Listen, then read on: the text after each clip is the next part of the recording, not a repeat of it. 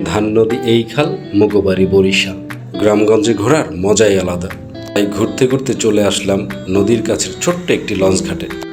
অনেক বছর পর এই লঞ্চ ঘাটটিতে গেলাম।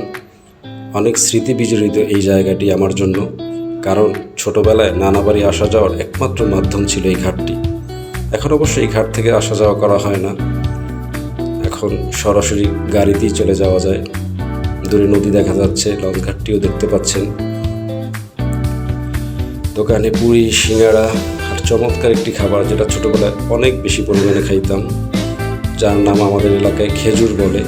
এই খেজুরটা দেখে লোভ সামলাতে পারলাম না, চুপ করে একটি খেজুর হাতে তুলে নিলাম। কার কার এলাকায় এই খাবারটিকে কী নামে ডাকে কমেন্ট বক্সে জানাবেন। খেজুরটি খাচ্ছি আর ছোট্টবেলার ফিল নিচ্ছি। কি চমৎকার, মনে হচ্ছে সেই ছোটবেলায় ফিরে যাচ্ছি। আসলে সচরাচর এই খাবারটি তো এখন দেখাও যায় না, খাওয়াও হয় না। দোকানি তার চুলা ঠিক করতেছে আর আমি ঘুরে ঘুরে আশেপাশটা দেখতেছি।